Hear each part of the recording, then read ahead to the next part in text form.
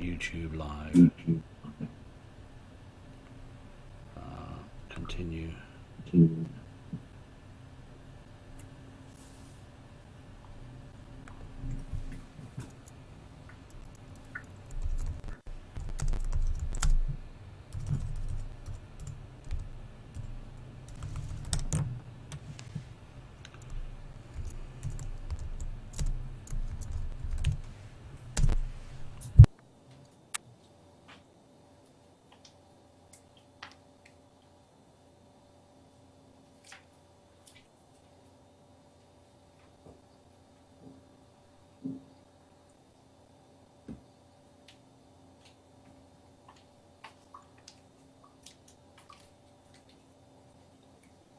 It thinks it's put it on Twitter. Do you want to have a look?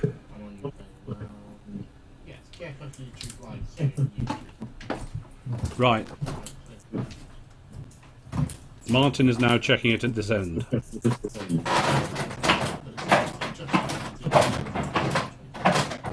Yeah. So you're getting that. You're getting the title page. Now, what we don't know if we've got any viewers. Close that.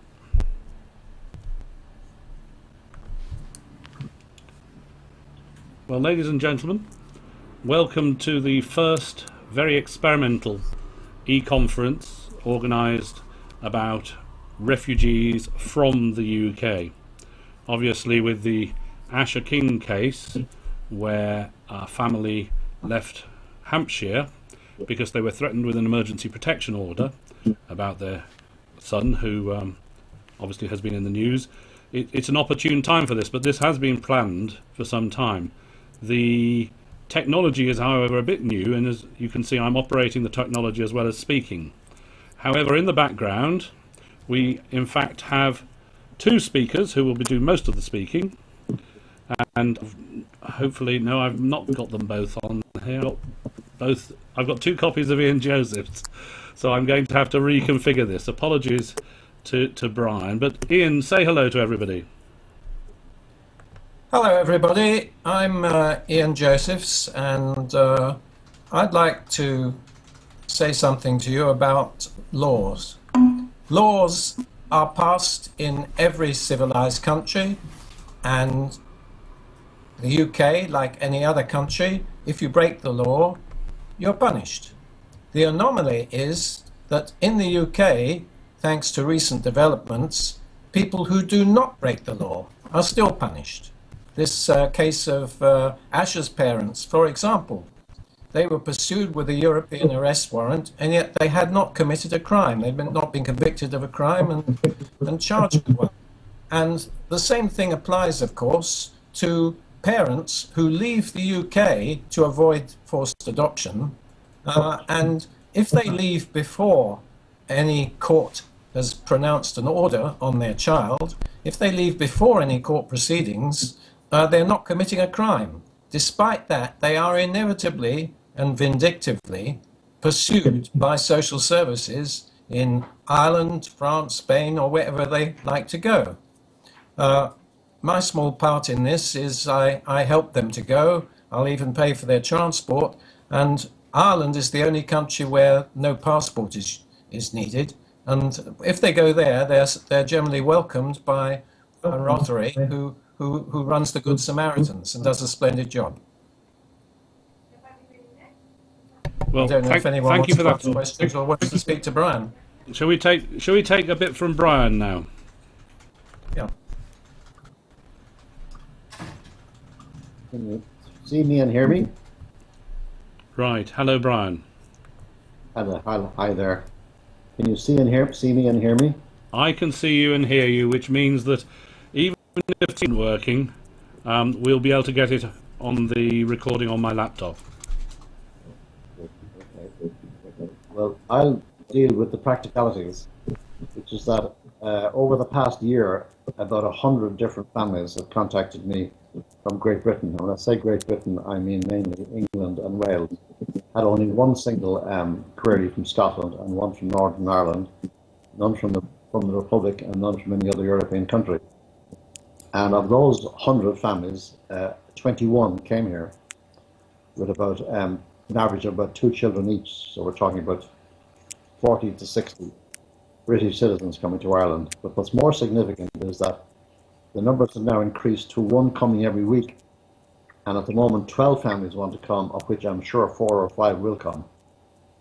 Now, these families are arriving in a state of panic and fright. We've actually managed to set up 1 or 2 safe houses in Great Britain on the way to the port, where they can gather themselves and organise their money and their other necessary survival details. And our biggest problem here, of course, is finding accommodation for them. And at times we have become overwhelmed. So if I just leave that there for the moment as my starting position and see where it goes.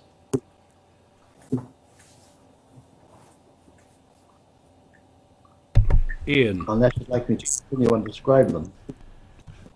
do you say anything beyond what Owen said? Well, yes, it's a great help to have someone like Brian in Ireland who takes care of so many of the people who go there. That makes the task of people like me and others campaigners much easier, of course. The rights and wrongs of it are often what people ask me about. How do you know that if you help these people to escape, that they're not that they deserve to escape, that they're not criminals or something like that? Well, my answer to that is simply that forced adoption is itself a crime. Therefore, I don't care who it is. If they can avoid that crime being perpetrated on them as parents, they have every right to escape. The way that the British social services pursue these parents in Ireland, France, Spain, or wherever they go, is sheer vindictiveness, because it's in effect saying we do not trust the social services in Ireland, we do not trust the social services in France or Spain.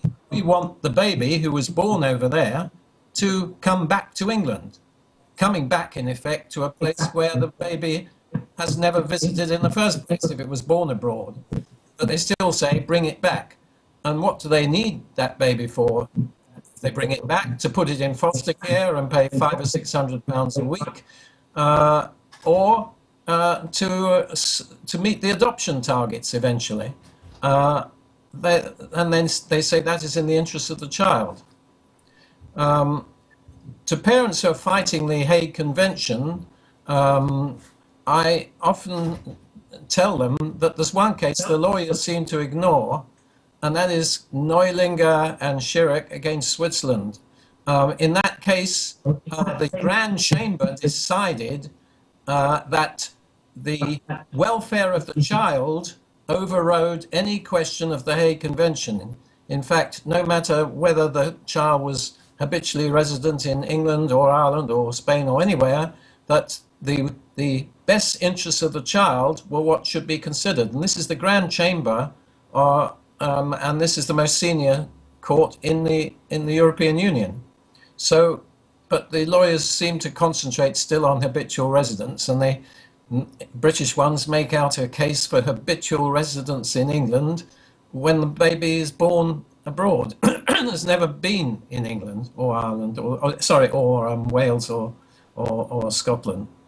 So these things need reform, and the most obvious reform is the simplest one, and that is to go back to the days when I was young and social workers did not exist. Child cruelty was an affair of the police and criminal courts. Now, nearly all the parents who call me, and I must have 100 a week, I must have certainly a lot more than 1,000 calls a year from new cases, nearly all of them have not been convicted of any crime concerning children. And if therefore they were judged by criminal courts, then their children would not be taken. Unfortunately, they're taken by judges in the family courts, and the judges in the family courts decide not beyond doubt that the parents have done something wrong. That's the function of the criminal courts. a parent can be found not guilty in a criminal court of hitting or abusing a child, and yet the social workers and the judges in the family courts will decide, oh no, we don't take any notice of the criminal courts because we decide on probabilities. And we think it's pretty probable that this child has been ill-treated. After all, 3 social workers have made notes saying that.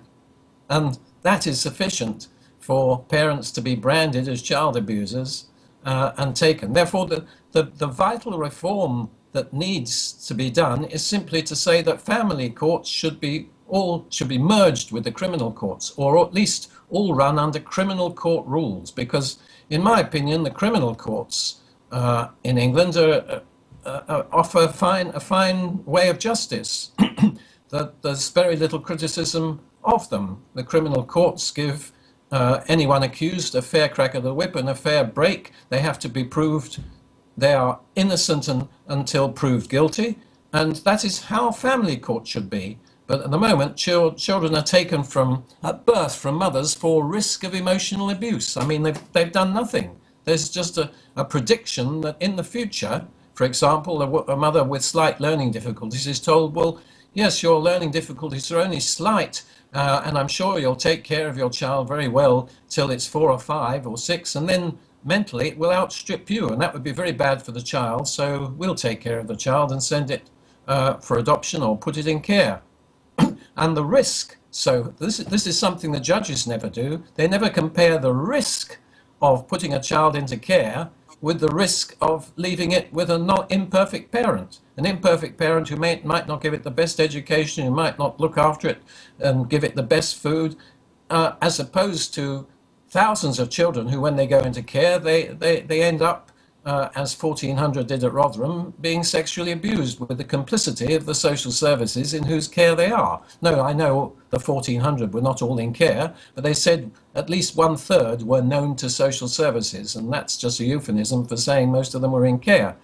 So when a child is in care, the minister at the time, Edward Timpson, said that the figures show that nearly half the prisoners in prison were in care at one time or another.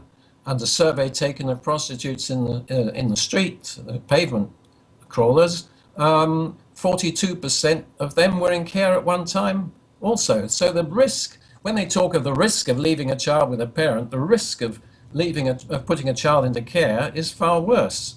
So really what should be done, I repeat, is that the family courts should simply be run as criminal courts, and children should not be taken unless the parents have committed a crime. Now, I said that to someone who appeared with me on the program on ITV recently, and she said, well, yes, it sounds all right. She said, but child abusers might get off because the children are frightened to testify or something. Well, I don't see that has any relevance. Whether the proof is under criminal standards or under civil standards, the children, it's the same for them. They don't know. And it's very sad for a parent to be branded a child abuser, and that can be because he's an old-fashioned parent and has spanked a child, for example, and even though that's not breaking any laws, it's breaking the mores of the social workers, and they can use a child for that. So, but no crime is being committed. So I must just emphasize once again that nearly all the parents who call me first, in the first minute they say, but we have done nothing wrong. They've taken our children. We've done nothing wrong. We've had no crime. And that is what needs altering. And it's a simple thing to do. Right, well, thank you, Ian. What I suggest we do is have a little bit more from Brian, and then we'll attempt the challenge of doing questions. I do know that a number of people are actually watching the live stream, including somebody in my office, so we know the sound's working reasonably well at the moment. But as I said, this is an experimental process. So, Brian, Okay. you did say to me Yes. that there had been a growth in the number of families that have decided to be refugees in Ireland. In fact, you encountered 7 in 1 week. Has there been an increased Yes. trend? Yeah, actually, Ian noticed, and the same week, because I communicated with Ian, Ian noticed the same increase, and perhaps it was the ITV program that caused it. But let me just describe the three categories of families that are coming here. The first, which is the most vulnerable, is the family that comes here with British-born children. Because if there are orders out against these, and if the police find out they're here and notify social services and the police here, there's a fairly good chance that those children will be taken back, except the parents do have the opportunity to go in first in here into an Irish court, and I'll return to that in a moment without time. The second category is the category of the parents who deliberately come here to have a child, perhaps the first child, born in Ireland, so that it will be an Irish citizen, which has great implications. And the third category, which is a minority, will be the families with existing children where the mother is also pregnant or becomes pregnant shortly after coming here and produces an Irish baby, which greatly complicates the situation for the authorities. Because not only does she now have a child which becomes an Irish citizen, but judges here would be extremely reluctant to break up a family and send back the British-born children and to leave the Irish-born child here. So they would be the three categories. If there's time and you want me to go into the actual procedure, as we have experienced it, which takes place on the ground when social services insist on taking a British child, how we go to court and so on, I'll tell you, go through that at this time, or perhaps one of the callers will ask that question. Well, I think let's try another 5 minutes of just the three of us before we go on to the challenge of getting more Skype lines going and the like. Actually, have I just lost you? Brian, are you there? I can see Brian. Brian said something interesting then. Well, should we go back to Ian? Yeah, Brian said something interesting then, because I was under the impression that, you know, if two British parents go to Ireland, even if the child is born in Ireland, it doesn't necessarily, I thought, become an Irish citizen. I thought that one of the parents had to be Irish, but I'd like Brian to correct me on that if I'm wrong. A very interesting point here, because only automatically become Irish in Ireland are the children of Irish and British parents. I don't know where this law came from.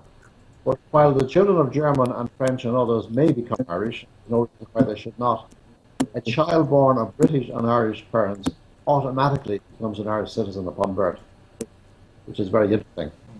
Because one thing that hasn't been tested yet is that if an Irish-born child is brought back to the grandparents, will the child be seized? And if the child is seized, can that Irish-born child be forcibly adopted? Under Irish law, a child cannot be forcibly adopted without its parents and especially its mother's permission. But nobody wants to go back to test this law. We've had one girl known to both of us that has actually gone back with the child because she feels that social services are now positively inclined towards her. So knowing that if they have a good relationship with her, they will not be taking the child. But if they do, then the law will be tested. And the law or the case would be tested that can an Irish-born child be forcibly adopted in Great Britain?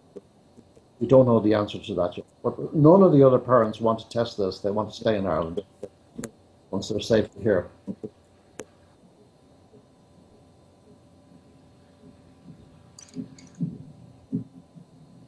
Back to you, John. Did the sound was a bit bad there for me. Did you actually say that if two English or British subjects go to Ireland and the mother has the baby in Ireland, that the baby does get Irish nationality even though the parents are both British? This is something I didn't know, and I didn't quite catch it. If it's true, Brian. I'll repeat it now. The only children that automatically become Irish citizens are the children of Irish and British parents. Did you hear that? All you said of Irish and British parents, so one of the parents has to be Irish. Is that? No, either Irish or British parents. If the child is born here, the child is automatically an Irish citizen on birth. This does not apply to nationality. I can put that on my site if that's so. Mm. Yeah, we've always had a special relationship, as you know, with Britain, Yes. especially with so many Irish over there, and with free movement between and so on. So I don't know where that particular law came from, but certainly it's there in the books. We looked it up. The child born here becomes an Irish citizen on birth. The other most interesting and most relevant fact is that there is no jurisdiction in the UK over an unborn child, and there's no law that stops a pregnant woman travelling. So the child does not become a legal entity until born here, and then it's born within the Irish jurisdiction and subject to Irish laws. Social services can try to blacken the parents' reputation here and suggest to social service here that the child should be taken into care, but there's no power or law to actually have that child brought to the UK. If they do that, it's certainly better for the child to be taken into care if that's what happens in Ireland than in England, because in England, taking into care is the first step towards forced adoption, while in Ireland, as yet, despite the referendum, that doesn't happen. As yet.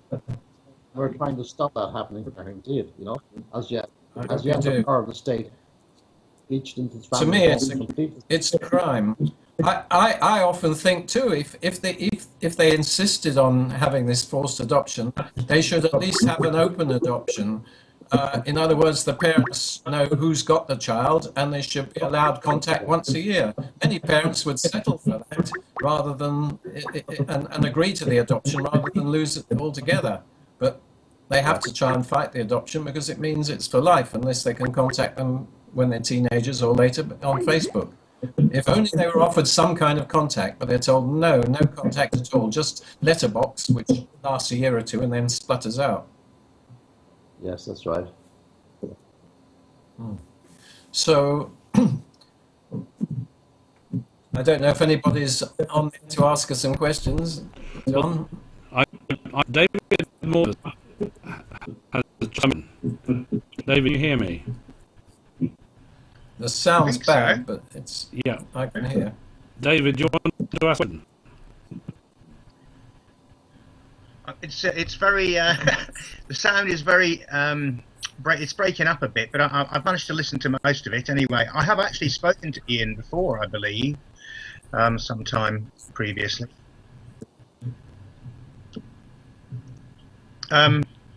I've had my daughter removed from my care because I reported concerns to Children's Services of things that she disclosed to me, which they then decided I was making up. So I've been fighting them really for 3 years. They've done it twice. The first time it was shown that they were wrong. They gave me my shared residence order back, and they gave me some compensation.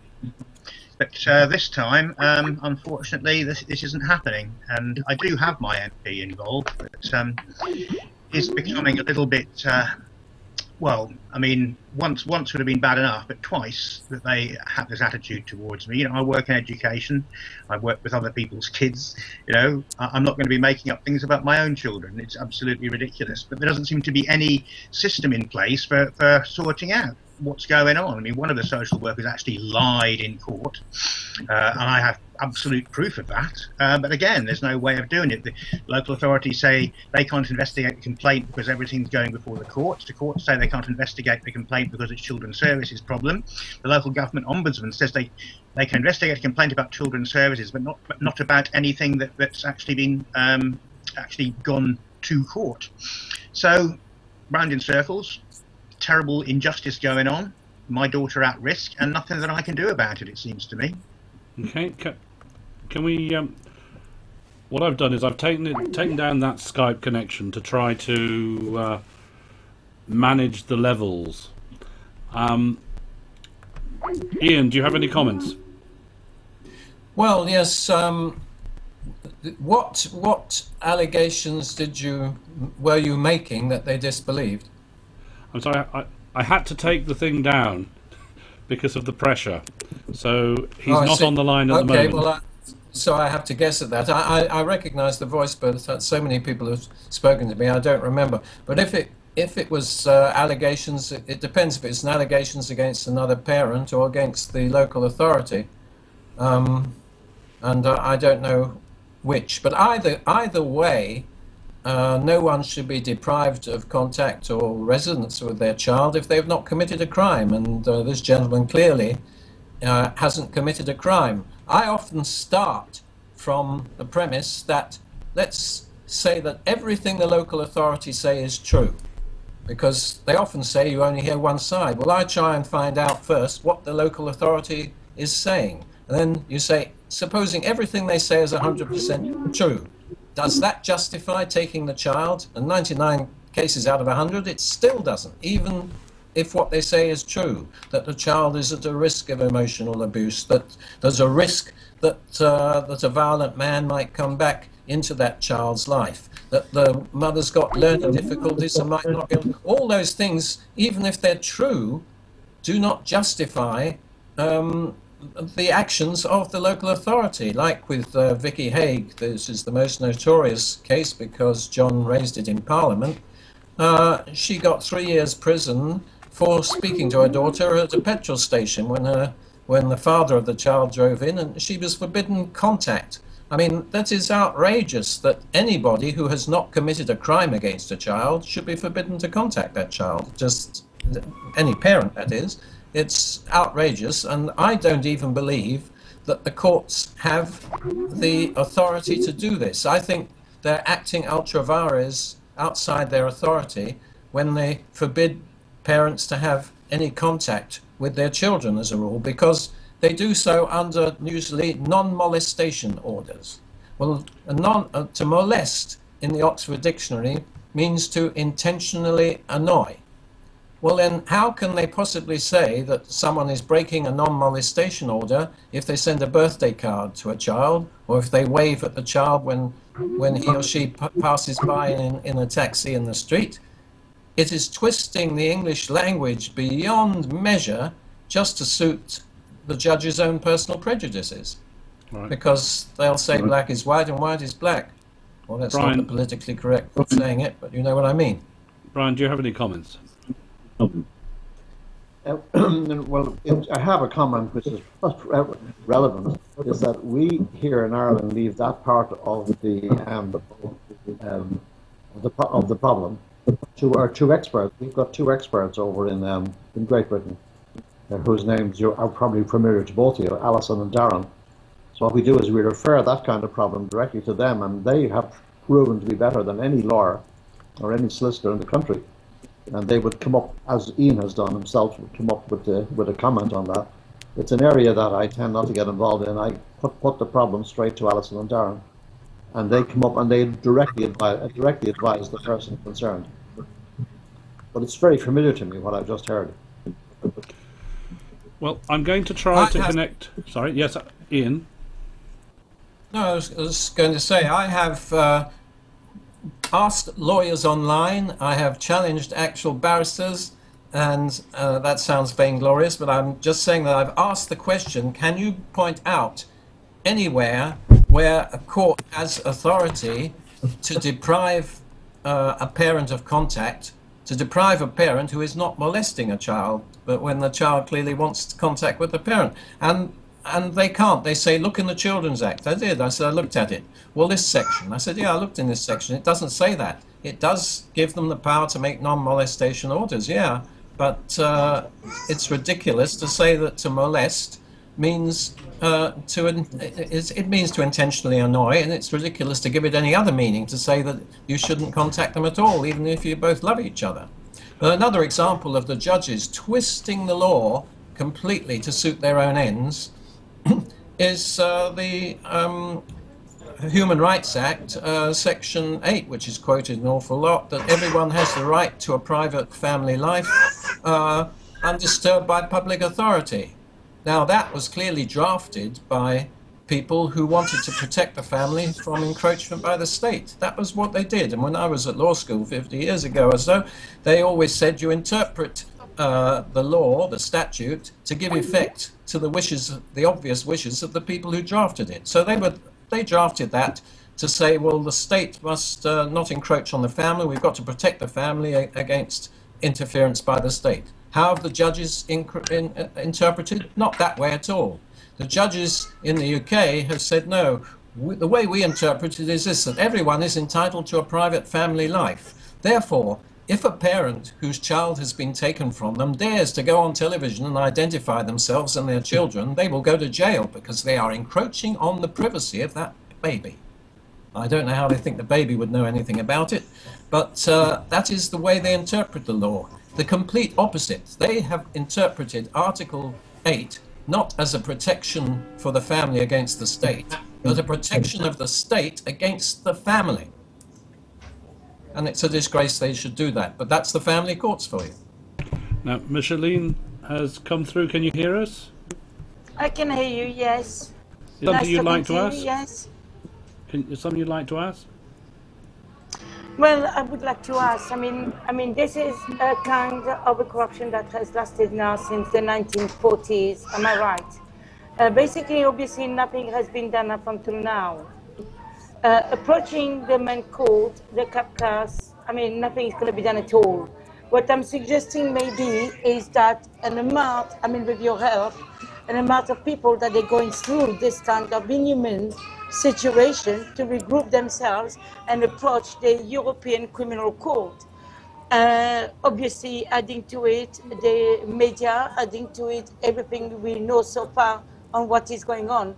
I mean, if you look at it this way, I mean, it's costing on the economy. It's also costing the psychological of those children that when they get taken out. I mean, if you have a look statistic-wise, the amount of people nowadays in prison that do prison and live life rough on the street are children that has been taken away from their parents. There is some kind of a trauma that the child goes through, never mind the families. Then the families are separated from getting it touched back to their kids. I mean, there must be something that can be done.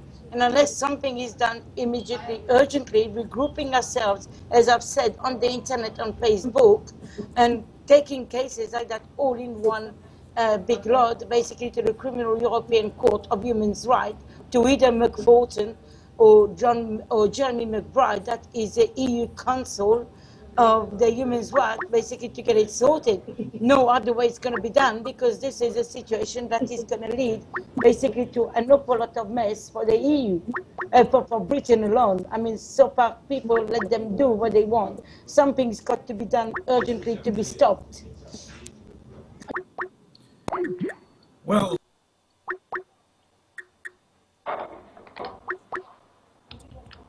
I can come in there, John. Again. Sorry, do you want to come in there? Yeah.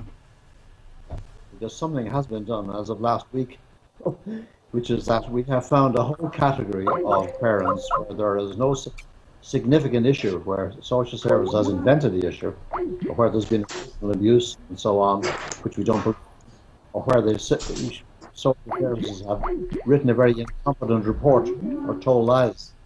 We have developed an approach, a model approach, which we can't really talk about because we want to do it on an individual basis. But what I can say is we can help any parent that falls into that category to go through this approach. And this approach has been just tried out for the first time. And when legal action, of course, is involved at no cost and not using lawyers. And the very first case we tried it out on, social services, after a year's harassment, backed down, closed the files and said we have no issues, and literally ran because they did not want to face this issue in court. So we have found a way to do this. It took a long time. It took one of our people many, many months to study the law and come up with it. But for all those cases where there is no significant issue, and by significant I mean where there's no self-harming or no violence in the family and so on, which is the majority of cases, we now have a model approach which in the first instance, the very first case we used, which was as of last week, it worked. And we don't have to stop there. We don't have to stop at the point where it worked. We can then go on, despite the climbing down, and seek damages, you know. So it can be done. If I could just briefly mention the court, I think that Micheline, was that her name, Micheline? Yeah. I think she may have meant the Court of Human Rights. Before going to the Court of Human Rights, you have to satisfy every single avenue in the UK, which means you may have to go to the High Court at great costs. And when you do get to Strasbourg, you have to wait 3 years minimum for a response. By that time, your children are truly well and truly gone. That's the problem with that action, with that course of action. I think it has to be fought right in the courts at the point, right here in Great Britain in the court, using an approach where you do not need lawyers and solicitors because they are of no use, where you act as a litigant in person, or perhaps with a Mackenzie friend, and stop them in their tracks, because you're going to find in most cases that the work they've done is highly incompetent and not just unjust, but can be actually taken to pieces when it's carefully considered. And that's the approach we have been taking. And we've got two very fine people over there in Great Britain who are doing a great job in this respect. And any parent that's in that category of no significant issue that contacts either Ian, will pass them on to me, I'm sure, or the Ectopia website, we can put them in touch with this couple who will then look at their papers and begin this action.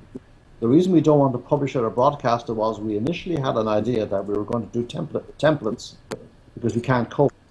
And then we realized that this was too precious. If parents ran off, families ran off half-cocked with this, the courts would start treating it with contempt and throw it out. We want to do it properly. But it can be done. We can stop them with the law and stop them immediately. It can be done, and we're now confident of that. And we also, as you've noticed with recent broadcasts, we very much have the media on our side, which is very reassuring. And we saw from Ian's, was it the Daily Mirror survey, that the public is on our side also.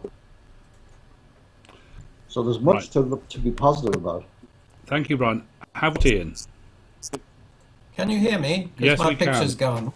Yeah, I think we may have lost your video signal.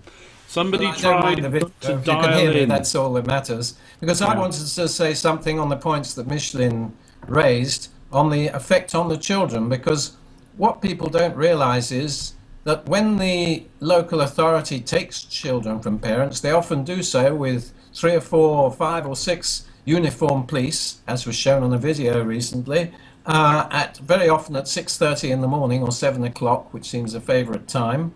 And the first thing they do to the adolescents is they take away their phones, their mobile phones, take away their laptops if they've got any, and they isolate them completely from their parents, their family, and their friends. They're completely isolated. And these kids are treated worse than the worst serial killers and murderers. To name a few, Dr. Shipman killed God knows how many patients. Mara Hindley killed a lot of children. West, he killed a lot of people. Sutcliffe, there's 4. All those, when they were in prison, were allowed to phone out. And they were also allowed to, when they received visitors, which they were also allowed to do, they didn't have someone saying, you must not discuss your case, or you must not discuss this or that. They could talk about what they wanted. They were overheard, I dare say, and listened to. Free to say what they want. While these children, if the parents do come, they're not allowed to say, I love you, I miss you, I want you home. They're not allowed to discuss the case. It's inappropriate, they say. These children get treated far, far worse than serial killers, convicted pedophiles, murderers. The very scum of the prison get better treatment than these children who are taken when they're first taken into care. And there can be no excuse for that.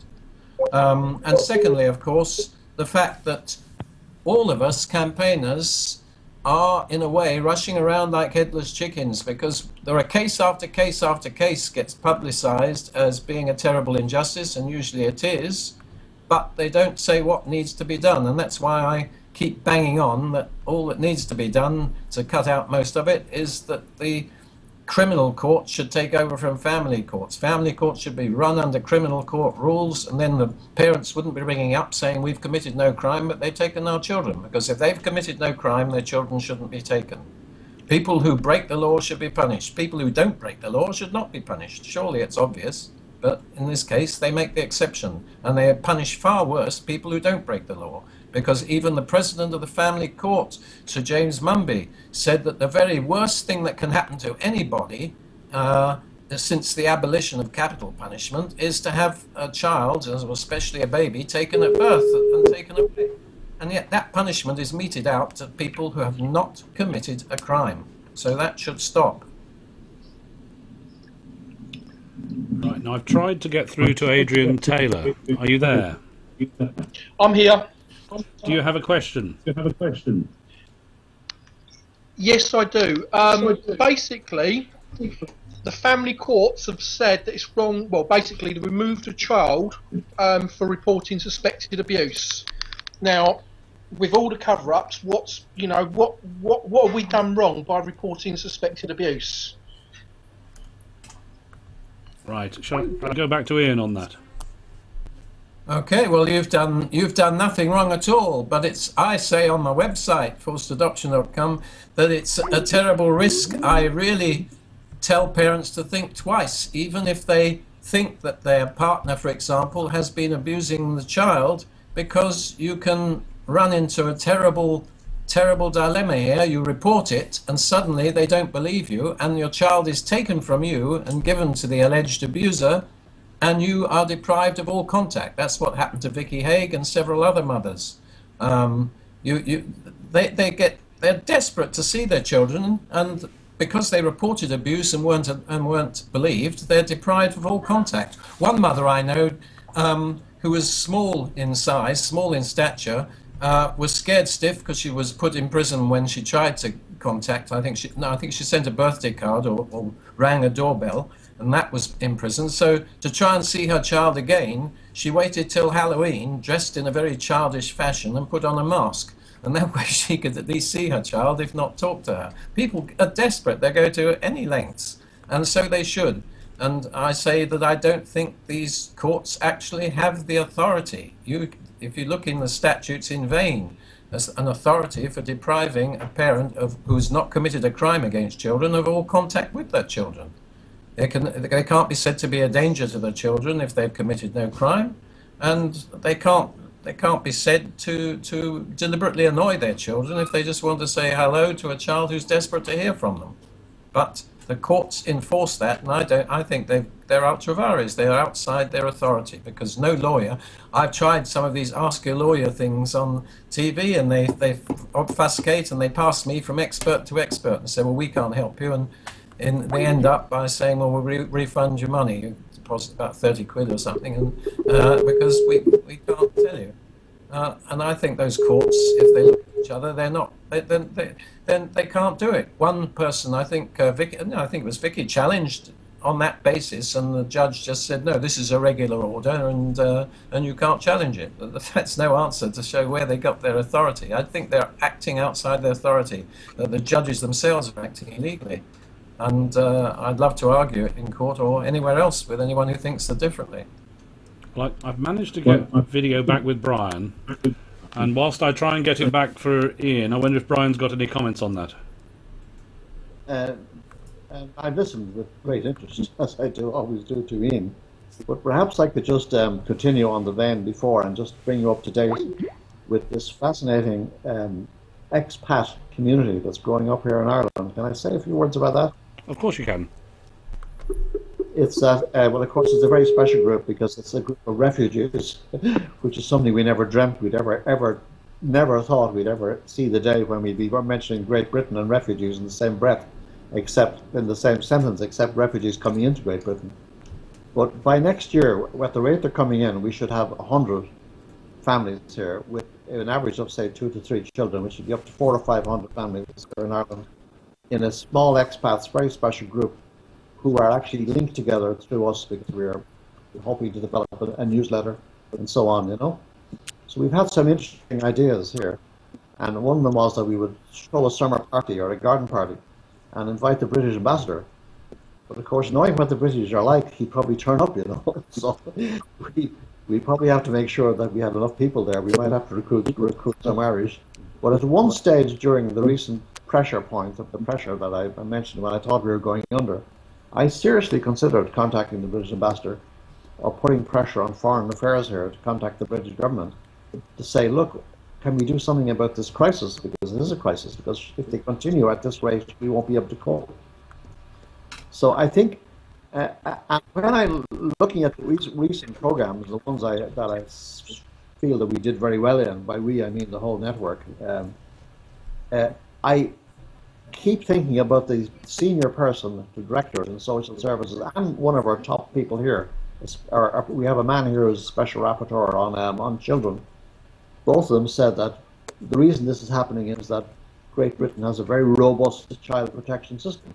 This is the answer. In other words, you have the best child protection system in Europe. So the only answer to that I have is, then why the heck are families fleeing in the night? And if I could just say a little bit about that as well, which I haven't yet said, let me just describe some of the things that happened in the last few months. We had one couple coming to a secret holiday home here for a secret birth, because some of the parents don't even trust the Irish hospitals. And her waters broke in a Dublin hotel, and our partner delivered the baby in a Dublin hotel, in a room in the Dublin hotel, using instructions he got from a doula. You know, a doula is a special advisor for pregnant women over in Great Britain. Now, that was a very close call. We had one couple in a tent for months, she pregnant. Finally, we got them into a house, and she's about to deliver in about 2 weeks. And we had one couple that had a baby in a secret location in the countryside. So secret that when they went to register the birth, because we tell them how to go and register the birth, the registrar refused to accept the fact that they were parents and insisted that they take a DNA test in case they had kidnapped the baby. They took the DNA test and of course passed, and the baby's now got a birth certificate. But we're shortly probably going to see a child born here, if I forgive me for saying it, in an Irish stable. And of course there's a precedent for that, as you know. So all this is tremendously dramatic, and it's wrong, completely wrong that this is going on, and it's time for some action to be taken.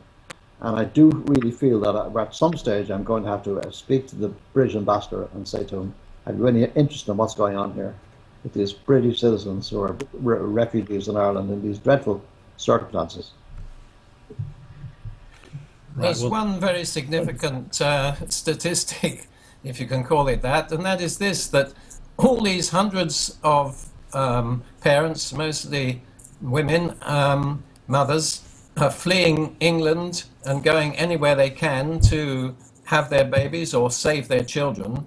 In the 10 or 12 years that I've been taking calls, I have never come across a single instance, not one, of someone fleeing another country to come to Britain to save their children. That just doesn't happen. It's all people escaping. Nobody comes to Britain. I'm terrible, and the Russians are trying to take my child, or the German authorities are trying to take my child. That just doesn't. It's never happened. It's only in England where these persecuted parents who have committed no crimes are running. And they're running not because the system is certainly robust, I'll give you that, but it's horrific. It is a terrible organisation.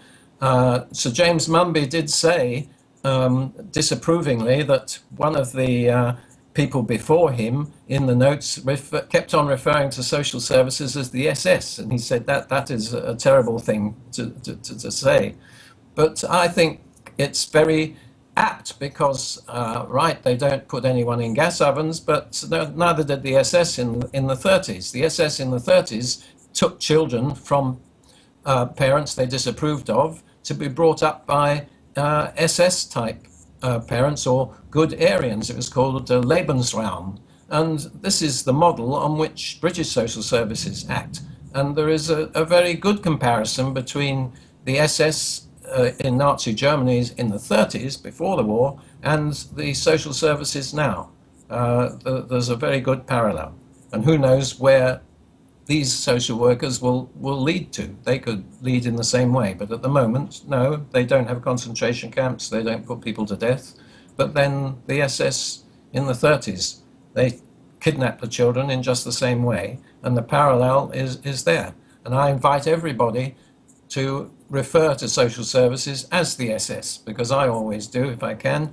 The two things I can leave to posterity are that, referring to them as the SS, and the phrase forced adoption, because before I coined that phrase 12 years ago, it was known as adoption without parental consent, and that's how the judges still refer to it. but it's forced adoption. It's adoption by force, and it's closed adoption, where parents cannot contact their children and have no news of their children, whether they're alive or dead. They're just not told. And it's a wicked thing, and the people who perpetrate it are, in my opinion, committing crimes against humanity, and the judges and those concerned should be locked up for doing something that is a crime against humanity, frankly. Don't know if anybody wants to ask anything else.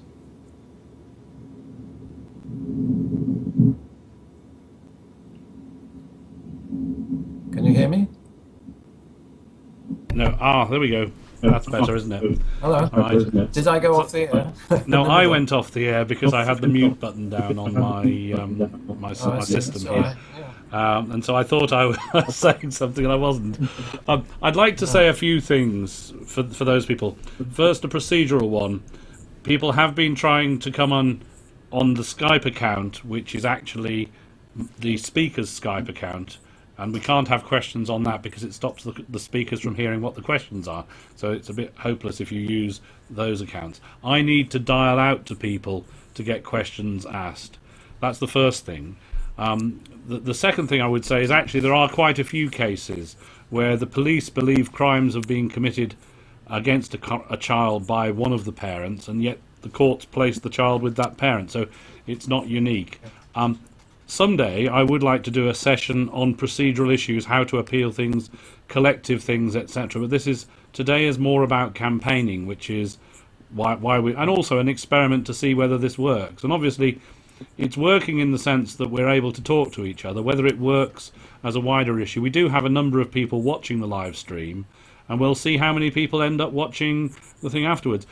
In terms of the Asher King case, which is the one about the boy with cancer who's gone to Spain, that is clearly a refugee from the UK case, because the family went because they were threatened with an emergency protection order if they didn't agree with what the doctors want. And that's quite straightforward. If you view the Skype video done by the father, he explains exactly what it was, and people have been quite surprised when I raised the issue at Prime Minister's Question Time today about refugees from the UK, that I referred to that case because they think it's about medicine. Well, it is about medicine.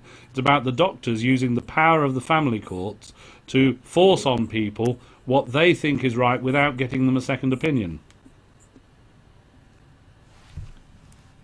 Brian, Ian, any comments? Well, of course, I have to agree. I mean, the other feature of the case, which is important, I think, is that without the publicity and the journalists and the newspapers, I don't think those parents would have got out of prison. So I think they'd still be there. It shows that sometimes change can only be forced through by publicity. Just about everything. I mean, slavery, well, Uncle Tom's Cabin, books like that, influence. Charles Dickens, when children were going up chimneys and things, and women chaining themselves to the railings to get the vote. If you have the publicity, then you can get the change if you get enough people interested in it. And that is why when anything happens, the first line of defense of the local authority is not to explain their point of view. They say, we've only heard one side. Well, they're not interested in giving their side to a journalist like Christopher Booker or Sue Reed. They rush to the judges to get a gagging order, to stop the newspapers publishing anything at all. And it's only recently, with the change in the top at the family courts, that Sir James Mumby has in fact refused to give complete gagging orders. He still says the parents can't name themselves or their children, but you can name the social workers and the local authorities. And my experience when helping Christopher Booker, who writes every week in the Sunday Telegraph, nearly always with a case, often one that I've given him, when he does that, well, he achieves something. It's the publicity. but the first reaction of the local authority, if he asks, well, tell me your side of the story, you say that we don't pay any attention to it. They'd say nothing at all. They say, well, wait a minute, we'll get back to you. And the first thing he hears is there's a gagging order being put, or they're asking for a writ. And luckily he fought one in front of Judge Mostyn, who was ready to explode with anger against him till he found he had a QC that the Telegraph could afford to give him. And the gagging order was lifted on him, but not on the parent concerned, unfortunately. Just on Christopher Booker for reporting it. But the mother, she can't talk to this day. And this is 2 or 3 years old, this case now. So publicity is the agent of change, and all these people who have hack off, I think, is the people who are trying to keep their private lives private. Well, you know, if you're a public figure, you can't grumble too much. If you want publicity one minute and shun it the next, you've got to expect your private life to go a bit public, and it never killed anybody anyway. I think, John, you've had a bit of publicity. I mean, anybody in the public eye has publicity, and it's not always going to be flattering or good, but that's life. And these people should grin and bear it. And the local authorities, they've got no excuse for rushing to hush something up, to threaten parents, which they still do. They say you can't talk to anybody about this case, not even your own family, when in fact the law now says that a parent can talk to any amount of individuals. They can't talk to a section of the public. They can't go on TV and show who they are, but they can talk to any individuals they like, and that is not an offence anymore. Simple. I think 5 or 6 years ago the law got amended. And also, once a case is finished, there's a case called Clayton and Clayton. I was with quite an aggressive type of black lady in court as a Mackenzie friend in the days before the courts banned my appearances, and they were saying to her, we're putting a gagging order on you. You must not talk about this case anymore. But it's all finished. She said, well, Clayton and Clayton, and when she mentioned Clayton and Clayton, they all rushed to their law books and got in a panic, and found out that they couldn't do anything except someone to try and look for her son, Zorro, in Uganda. And mysteriously, that social worker who went there at public expense, when asking directions to find the family, he got misdirected and ended up lost in the jungle and had to be pulled out. But that's another story. I think I might have... Publicity is essential. No, but change. I may have Daniela on the line. Hello, John. Have you got a question? Have I got a question? That's I'm not quite sure. Well, we need a question. For someone who hasn't had it for 3 years. Sorry? How do you get contact with someone who hasn't had contact for 3 years? Right, okay, we'll do that. You have to go back to court and make a big fuss. You have to say that circumstances have changed, if you can, from when the no contact order was granted. You have to question the legality of the no contact. If you're a mother and it's your child you're talking about, you have to question the legality and question it hard, because there can be very little reason for denying someone contact with their own child if they have not been convicted or even charged with a crime against that child. Publicity is, like I said, is the remedy. You have to try and make your case known far and wide, and defy any gagging orders if necessary, because it's highly questionable now in the change of climate, as long as you don't identify the child by name or yourself by name, whether anyone can stop you talking as much as you like about your case. And that's what I advise you to do. But go back to court and represent yourself. You don't need a lawyer to say you're a good mum. And most of the solicitors and barristers in the family courts are what we are known in the trade as professional losers, because their job is to lose. Their job is to put a gag in the mouth of the parents and to make sure that the parents don't say anything or do anything to upset social workers whose very sensibilities must not be offended. This, if you represent yourself, you speak from the heart. A lawyer who is only after your cash, after all, can't speak from the heart, or very rarely does. Certainly in the family courts they don't. Criminal courts maybe. The criminal courts are one heck of a lot better than the family courts, as I keep saying. But we're stuck with the family courts, and until they are merged and under the same rules as the criminal courts, you'll get these outrageous orders which stop a mother seeing her child for 3 years. But I think you have to do it through other people, through Facebook. You can sometimes, without breaking the laws, you can bend them. You get other people to do it through Facebook, other people who won't betray you, to find out where the child is at school. If you can, if you know the area, you can go to a public library and look up people, all the records of people who are attending state schools. There are lots of ways you can do it, and I have been involved in 1 or 2 cases where children who've been adopted have found their birth parents, and in every case that I've come across, once the birth mother is found, the child drops the adoptive parents and goes back. I don't know if your child has been adopted or whether you've been forbidden to see the child. We have a small technical problem.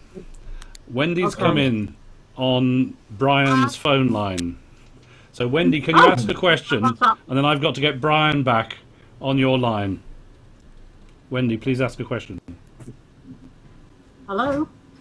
Hello, Wendy. As an adoptive parent of adult who are now my children are now adults, I see firsthand the trouble that even though they were as adults, they've admitted that their parents did abuse them.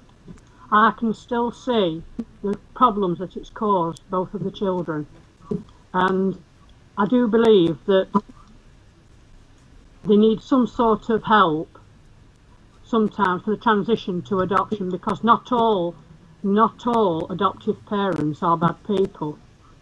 And my question is that children should, by social services, how do they discern who's good and who's bad? I'm not defending them at all. I've had loads and loads of runs in with them. It's very difficult sometimes to discern who a good parent is and who a bad parent is. Because believe you me, if anything goes wrong with the adoption, they do exactly the same thing to the adoptive parents as what they do to the birth parents.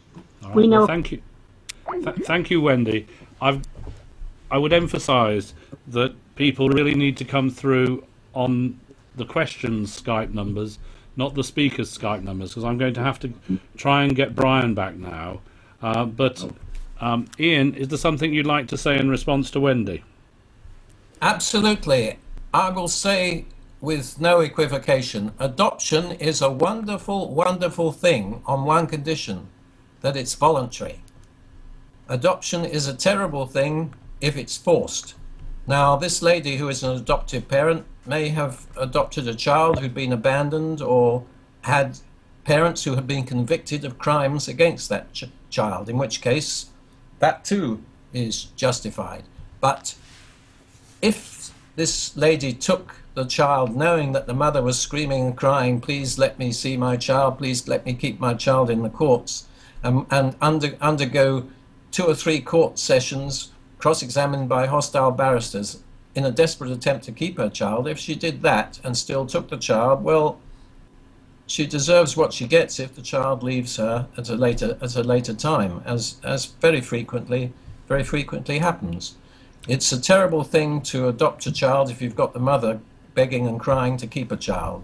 It's a very noble and righteous thing to do if the child has been abandoned, if the child has been taken because the child has had parents who have tried to kill it or something like that. But without a crime, there's no justification for it. Brian, I think I've got Brian back now. Have I got Brian? No, the reception with Brian's really bad, so I'm going to have to try and reconnect to Brian. I do have examples of adoptive families who've had very bad experience with the system, that they've found themselves in a real mess from the system. And obviously Wendy's point about the issue is a very, very important point. I've got Brian phoning me, so let's see if I can find Brian that way. Am I back again? Yeah, I've got you, Brian. That's lovely. Sorry, you got knocked off by somebody dialing in on your number. Oh, dialing in on my number? Yes, not your... I have you on one Skype account, and I have Ian on another Skype account, and somebody dialed in on your Skype account, the end result of which was knocking you off. So I just ask people not to dial in on the speaker's Skype accounts, please. Okay, but a well-known fact, as I'm sure you know, that when you're on radio and television, somebody will ring up to tell you that you're on radio or television, you know? That may be true. Have you gone again? No, we've got an internet connection. Oh, we're trying to reconnect. Ian, do you want to comment whilst we try and reconnect with Brian? Okay, so no, Ian, Brian's come back. I'm back, yeah. Can you hear me okay? I can hear you, Brian. We've got you back now. Well, in time available, because I didn't hear what else, I want to say quickly that the courts here have been very good to British families. The social services want to cover their backside here, and when there's an order out, they want to take the children to do the right thing. But they have to go to court. And up to now, the judges, can you still hear me? I can hear you. Am I still there? Yeah, and up to now, the judges have been quite good and fair. And where the parent can speak as a litigant in person or with a Mackenzie friend, the judges have inevitably been quite happy to hear another side and have been quite good. I have no complaints about them. It's social services here tend to want to help their British colleagues. I think it's mainly cover their behinds. Now, some social services here are quite positive, and we've got very good relations, for example, with social service in Cork and in Waterford. Not so good in some of the other areas. But what the British parents have here in all situations is that after social services move on the British family, they have to give them a piece of paper. They take the children are only taken for a few days, and every day they've got rights to visit. And within a few days you go into court and speak to what up to now has been a sympathetic judge. So it's not and as Ian has said, even if they're taken into foster care, it's not the last step by any means. There's all sorts of ways of one can work on it. So, and it particularly if you come to Ireland to have a baby born, once the baby's born here, that changes the ball game completely. Okay? Well, thank you, Brian. I think we're over the hour now, and what I'd ask for is a final few comments from Ian, perhaps a final few comments from Brian, and then perhaps we'll bring the broadcast to an end. It's a disgrace that the UK, the cradle of democracy, etc., is the only country in Europe from which parents are fleeing by the hundreds and by the thousands even to try and keep their children. They're fleeing to all other countries in Europe, anything to get out of the UK to stop their children going through forced adoption. It's a disgrace also that children who are taken into care get treated worse than the worst criminals, so that they can't communicate with their friends or their family or anyone else when they're taken into care. They are isolated, and the worst thing is, of course, punishment without crime. The vast majority of parents, they have not committed any crimes, yet their children are taken. And there should be no punishment unless you break the law. It makes a nonsense of the law to say, like I said at the beginning, if you break the law, you're going to be punished. And if you don't break the law, we're still going to punish you. And that's what happens to the majority of parents who ring me up and have their children taken. They've not committed a crime, and they don't deserve to lose their children for that reason. Right, Brian. Right. My last few words are to greetings to our new small expat British population in Ireland. To say that we're very glad we have you, okay? Okay. Well, thank you both. Let me just do a few things at this end. So we've clearly got something on the line here. Let's see. Well, thank you to Ian Josephs, and thank you to Brian Rothery. I've taken down both the Skypes down, and I'm going to take the broadcast down quite soon. I am interested in what people have to say about how well this has worked. It's clear that we do manage to get some questions in. There are things I'd like to answer questions on about procedure and about campaigning, but my challenge on this occasion was to enable the speakers to answer questions. Obviously the issue of people leaving the UK because of threats, and if we look at the Asher King case, the threat of the doctor to the family was that he would get an emergency protection order and they wouldn't have a chance to look at any alternative way of treating their child. And that threat is a very real threat, because obviously in leaving the country they did not break the law because there were no orders in position. But as soon as there would be an order in position, they would be tangled up in legal knots. And on this occasion there was no injunction. So whereas similar sorts of things have happened in the past, injunctions have been obtained and everything's been kept secret. So what I would say is thank you to everybody who has listened to this on the live feed. I would like feedback. We'll send out a survey from Justice for Families about it, and we'll keep an eye on how many people have a look at it as well, and see whether this is the sort of thing people want to repeat on a regular basis. So thank you very much.